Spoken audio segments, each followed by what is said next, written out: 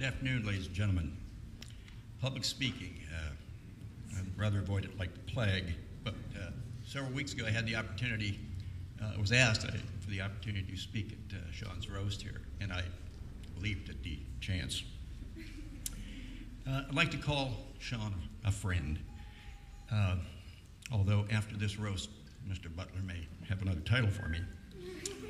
Those of you that know Sean have to love him, and those who don't know him don't know what they're missing. Sean and my friendship goes back just shy of a quarter century. I admire Sean for any number of reasons. However, there are several reasons that come to mind immediately.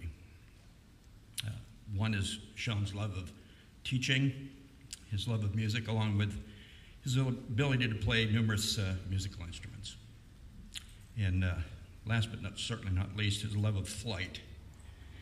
I believe I'll pick his love of flight to talk about this afternoon. This particular story revolves around a hot air ballooning adventure.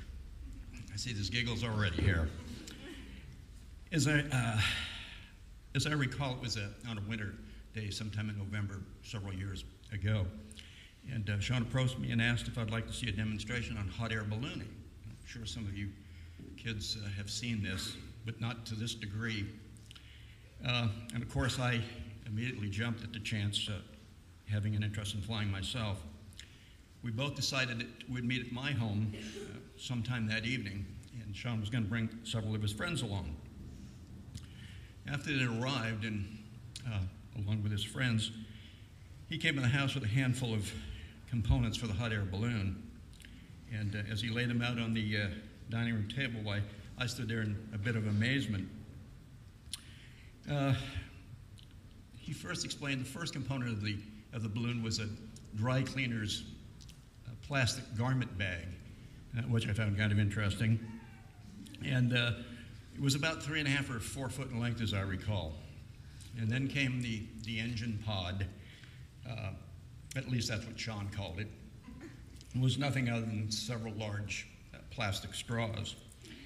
And at last came the engines, or the heater power source, where I think a couple of boxes of 59-cent long-lasting birthday candles. So without further ado, with Sean's close supervision and direction, we all get busy cutting, measuring, and assembling this hot air garment bag. And not a great deal of time had passed, and I think, let me throw this in, I think one of us dubbed it the Spirit of Costa Mesa or something like that. The thing was ready to launch just about. The engines were installed and attached to the garment bag.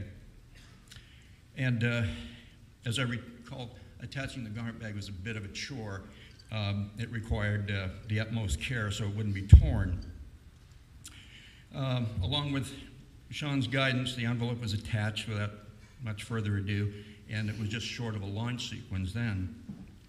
As we all moved outside into the backyard, I recall the night air was rather crisp and still. I was starting to learn the ignition of this was going to be a problem. After quite some time with all hands helping, Sean was able to get the candles, 18 or 20 of them lit, and with other helping hands, we managed to keep the garment bag from melting. Finally, it was certainly a wonderful sight to see all the candles lit and the Spirit's candles burning, and the envelope, or the garment bag, filling with hot air and smiles on everybody's face, and finally lift off. Sadly, this flight, the first of two, was to be short-lived. Moments into the flight, there was a slight puff of wind that came from the north, as I recall, taking the Spirit from a near perfect descent to rather a horizontal drift into some power lines at the back of the house.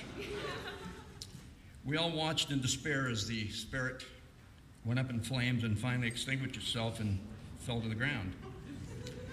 Fortunately, Sean had the insight to a possible launch failure, so he had brought along some other balloon components. Again, all hands turned to, and again, we were ready to launch another hot air balloon, or garment bag, excuse me.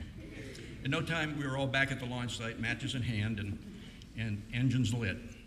Having had a fair amount of difficulty lighting it the first time, the second time was a bit of a snap. As the garment bag filled with hot air, its descent was rather swift and missing the power lines by a good margin this time. That was exciting. Everyone at this point was pleased with his performance, and they were all muttering how cool it was, and we're wondering how far it would go and where it would travel and where it may land. It was an incredible sight to see, this garment bag, this beautiful plastic bag, with its candles bright, all shimmering through this plastic. It just took off like nobody's business. We watched it, as I recall, for many minutes as it reached an altitude of about 250 or 300 feet. At this point, it was becoming rather faint because of the distance it had traveled, and at this point was just passing by Hoag Hospital. As it passed by the hospital, I made a mad dash into the house, refusing to acknowledge I knew any of these people. And I have to say, to this very day, I wonder if the Newport Beach police helicopter pilot knew what he was looking at, whether it be a weather balloon, spacecraft, or he just knew that Sean Butler was in the neighborhood. True story.